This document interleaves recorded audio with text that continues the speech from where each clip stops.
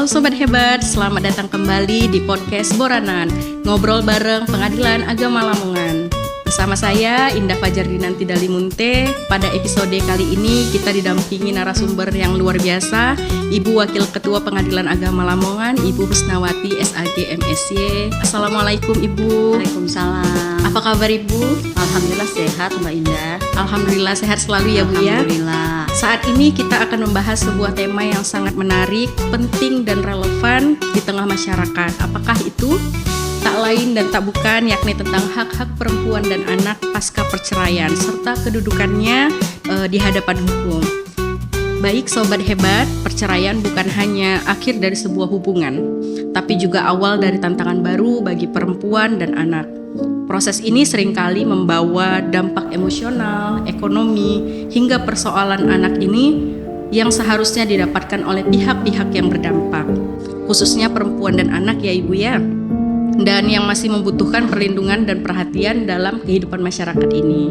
Dalam sesi ini kita akan menggali tentang perlindungan hukum seperti apa yang sebenarnya diatur di Indonesia, kemudian apa saja haknya, kemudian proses peradilannya, dan hambatannya. Nah, menurut Ibu, perlindungan hukum seperti apa yang sebenarnya diatur di Indonesia ini, Ibu?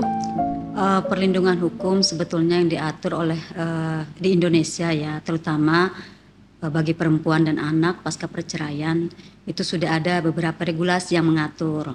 Di dalam Undang-Undang Nomor 1 Tahun 1974 tentang Undang-Undang Perkawinan, kemudian dalam kompilasi hukum Islam itu sudah jelas diatur, ditambah lagi dengan peraturan Mahkamah Agung, begitu juga dengan surat edaran Mahkamah Agung.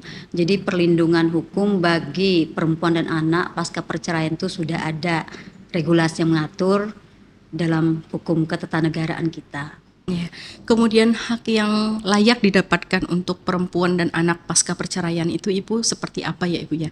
Jadi kalau bagi perempuan yang mengajukan perceraian, dominasi memang perkara di pengadilan itu kan memang perkara perceraian ya, di mana di dalam perkara perceraian itu ada dua kategori.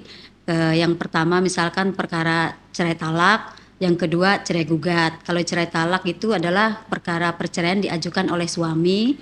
Nah, di mana di sini istri bisa dia mengajukan tuntutan kepada suami berupa hak-hak dia pasca perceraian, baik nafkah idah, nafkah mut'ah maupun nafkah madiyah. Dalam ini bisa dia mengajukan dalam bentuk rekonvensi. Tetapi manakala perceraian itu diajukan dalam bentuk cerai gugat, di dalam gugatan itu istri sudah mengajukan itu untuk hak-hak pribadinya ya, baik mut'ah, idah maupun nafkah madiyah. Kemudian Bu, dalam proses perceraian tersebut seperti apa Bu? Adakah hambatan atau tantangan yang kerap kali muncul dalam proses untuk mendapatkan hak-hak tersebut gitu Bu? Sebetulnya regulasi kita sudah ada ya di dalam SEMA itu. Manakala cerai gugat itu biasanya perlindungannya diatur di dalam SEMA nomor 1 tahun 2017, maka akta cerainya itu tidak ditangguhkan sebelum pihak suami itu membayar hak-hak sebagaimana yang telah diputuskan oleh pengadilan. Tetapi kalau cerai talak, maka pemenuhan hak-haknya itu harus diberikan sebelum suami mengucapkan ikrar talak. Jadi regulasi itu pada dasarnya sudah diatur. Alhamdulillah SEMA Mahkamah Agung ini sudah cukup luar biasa memperhatikan kaum perempuan di Indonesia, terutama hak-hak mereka pasca perceraian. Iya, kita juga berharap ya perbincangan ini menjadi sumber informasi untuk masyarakat luas, juga sebagai inspirasi dan harapan khususnya bagi perempuan dan anak pasca perceraian agar mendapatkan keadilan setelah perceraian ya Ibu. Kemudian apa Bu yang hal mendorong pentingnya membahas hak-hak perempuan dan anak dalam konteks perceraian ini Bu? Terima kasih Mbak Indah. Ini perlu sebetulnya sosialisasi lebih mendalam dan edukasi bagi perempuan Indonesia, karena kebanyakan perkara yang masuk itu kan di perceraian ya, terutama diajukan oleh pihak istri. Dan dalam pengajuan tersebut masih banyak kita temukan mereka belum menuntut hak-hak mereka.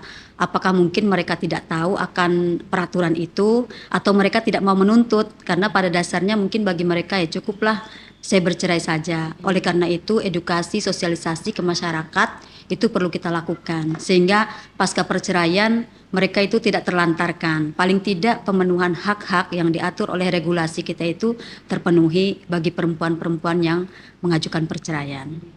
Jadi ada hak perempuan dan ada hak anak juga ya Bu Iya, ya. betul. Terkait hak perempuan ini setelah perceraian itu ada salah satunya pembagian harta bersama ya Bu setelah perceraian. Nah itu mekanismenya seperti apa ya Bu ya? Kalau harta bersama pada dasarnya kita bedakan dulu ya, ada harta bawaan dan ada harta bersama. Harta bawaan itu pada dasarnya harta yang memang dibawa sebelum mereka melakukan pernikahan. Jadi itu dikuasai sepenuhnya oleh masing-masing pihak. Tetapi kalau harta bersama itu adalah harta yang diperoleh selama dalam perkawinan, sehingga itu harus dibagi. Sebaiknya sih dibagi dulu secara kekeluargaan ya. Tetapi kalau memang tidak bisa, maka bisa diajukan ke pengadilan. Khususnya kalau bagi kita ya pengadilan agama bagi umat Muslim. Nah, di dalam regulasi kita memang sudah mengatur bahwa harta bersama itu dibagi sesuai regulasi sih 50-50 ya, 50-50 gitu. Tetapi manakala majelis hakim di dalam persidangan menemukan fakta hukum yang bisa membuat pembagian itu tidak 50-50 bisa dilakukan. Misalkan perbandingan 70-30, 60-40. Jadi tergantung fakta di persidangan. Bisa jadi mungkin salah satu pasangan itu sudah banyak menghamburkan ya, maksudnya tuh sudah banyak mengeluarkan memakai harta yang diperoleh. Nah, di situ nanti majelis hakim bisa mempertimbangkan untuk tidak memberikan bagian yang sesuai regulasi 50-50. Baik Ibu, selain hak-hak nafkah, kemudian pembagian harta, apakah ada perlindungan hukum Bu terkait kekerasan atau penelantaran yang mungkin dialami perempuan setelah perceraian? Alhamdulillah kita sangat bersyukur ya negara kita hadir untuk masyarakat, untuk warga negaranya. Perlindungan perempuan sekarang kan memang menjadi intens perhatian pemerintah ya, menjadi perhatian pemerintah dan itu sejalan dengan regulasi yang telah diterbitkan. Misalkan untuk kita pasca perceraian itu diatur dalam Undang-Undang 174, KHI juga mengatur dan yang lebih lagi adalah perlindungan perempuan Undang-Undang nomor 23 tahun 2004 tentang penghapusan kekerasan dalam rumah tangga, di mana Undang-Undang KDRT ini cukup luas menggambarkan tentang bagaimana perlindungan kita terhadap perempuan pasca perceraian.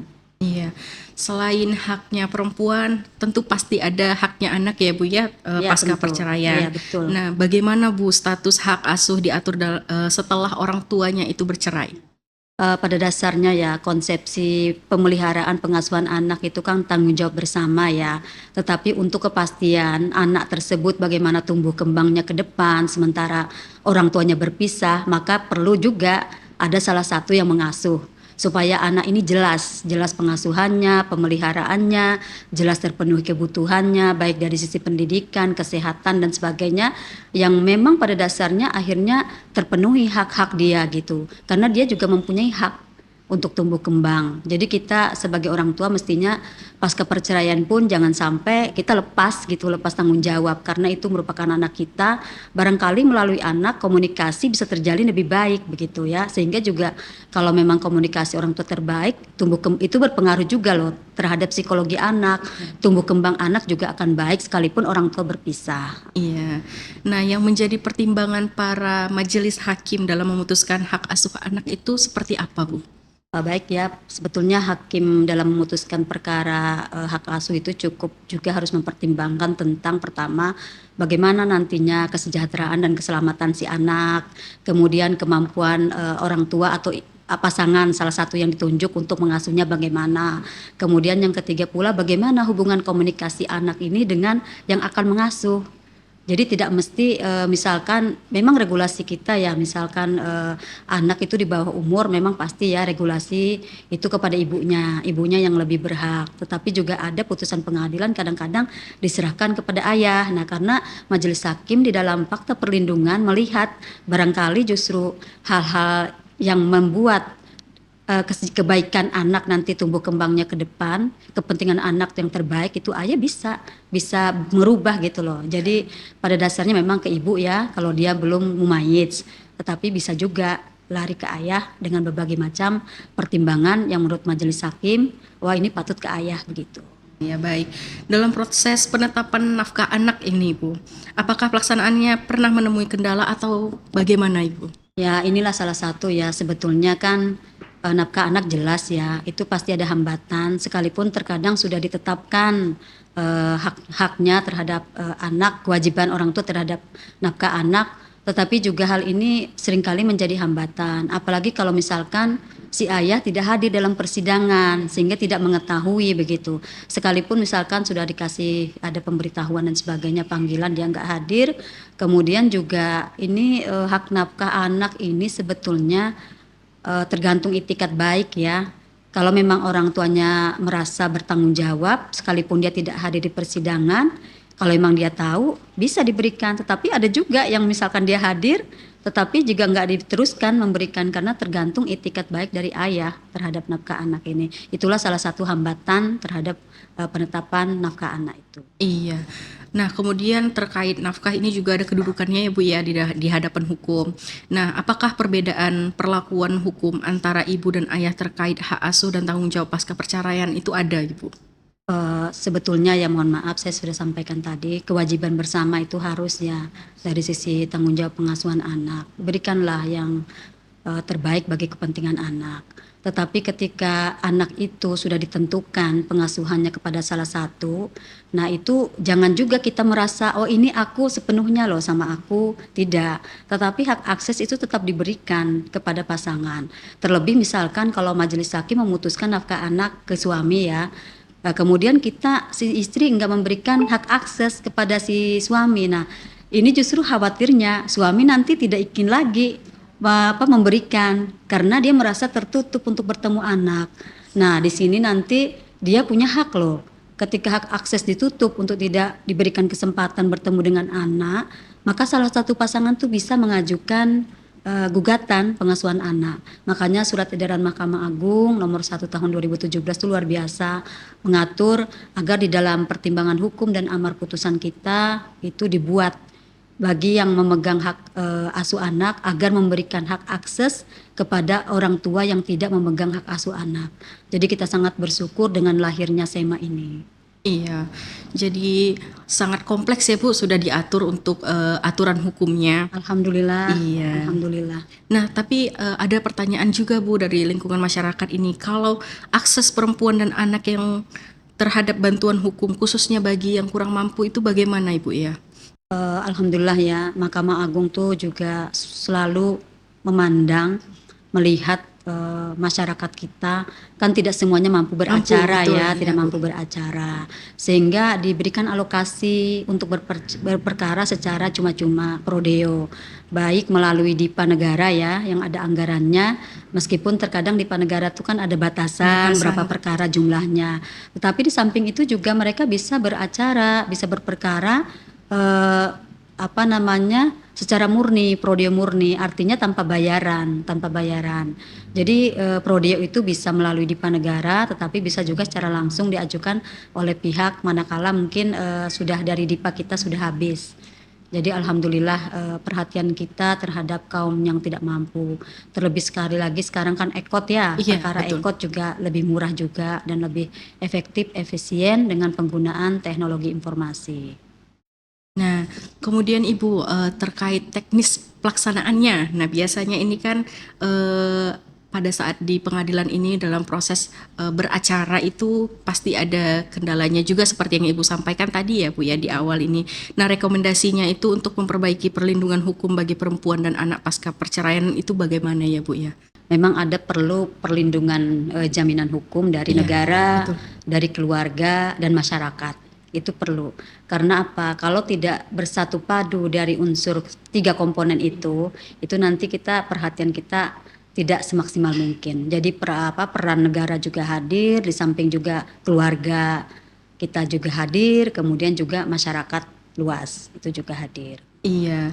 Nah, terkait hal-hal perempuan dan anak ini juga sangat kompleks ya Bu ya. Nah, pesan dan harapan dari Ibu Wakil yang ingin disampaikan kepada para perempuan dan anak yang sedang berjuang memperoleh keadilan pasca perceraian bagaimana Bu ya?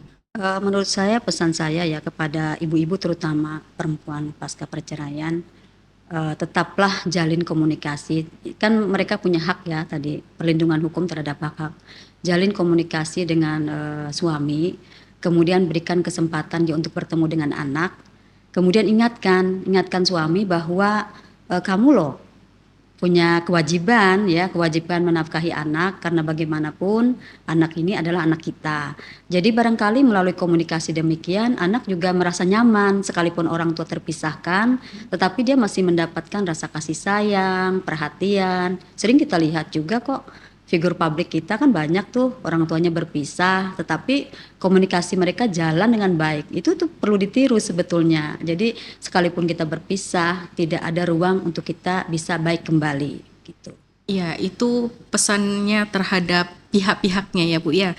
Nah, kalau terkait masyarakat luas Bu yang berperan mendukung pemenuhan hak-hak perempuan dan anak dalam situasi pasca perceraian, pasti ada ya Bu, seperti untuk kehidupan masyarakat luas itu bagaimana Bu ya?